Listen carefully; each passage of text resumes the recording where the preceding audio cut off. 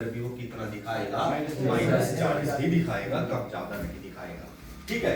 उसके अलावा हमने पढ़ा था कि नॉर्मल इंसान, जैसे मैं हूं इस टाइम, आप हो, नॉर्मल इंसान के शरीर का तापमान कितना होता है?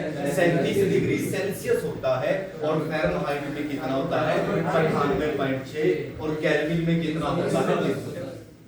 डॉक्टर जब आपके शरीर का तापमान मापता है तो वो किस में मापता है? फ़ारेनहाइट में मापता है।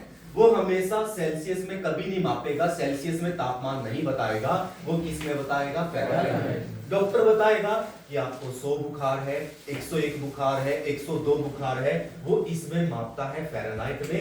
ऐसा थर्मामीटर डॉक्टर इस्तेमाल करता है। ये थर्मामीटर होता है और इस थर्मामीटर के अंदर वो हमेशा इस नीचे वाली रीडिंग को बताएगा जो 94 से लेकर 100 108 तक है। ऊपर किस में है? सेल्सियस में। सेल्सियस में डॉक्टर नहीं बताता, वो किस में बताता है? फ़ारेनहाइट में बताता है कि आपका शरीर कितना गर्म है, आपको कितना बुखार है या नहीं भी है। 99 बुखार होता है, 99 टेम्परेचर उसको नॉर्मल बोल देता है। 100 से बुखार, 101 102 एक बुखार। ठीक है। और ये आपका थर्मामीटर है जो डॉक्टर इस्तेमाल करता है। और इस थर्मामीटर के अंदर ये एक लिक्विड चीज भरी होती है जो आपको ब्लैक ब्लैक से दिख रही है। इस लिक्विड चीज को क्या कहा जाता है? पारा कहा जाता है, मरकरी कहा जाता है। और इस पारे का सिंबल क्या होता है? Hg।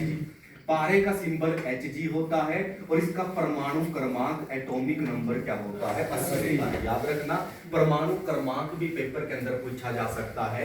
इसका एटॉमिक नंबर कितना होगा? 80 होगा। फिलहाल इतना याद रखना, बाकी एटॉमिक नंबर हम आने वाले चैप्टर के अंदर पढ़ेंगे। परमाणु क्रमांक इसका कितना होता है। उसके बाद ये तो क्वेश्चन हमने पढ़ लिया था कि अगर 40 डिग्री ये पूछा गया है कि किस पैमाने पर दोनों बराबर होंगे? -40 पर दोनों बराबर होंगे। 40 डिग्री सेल्सियस में अगर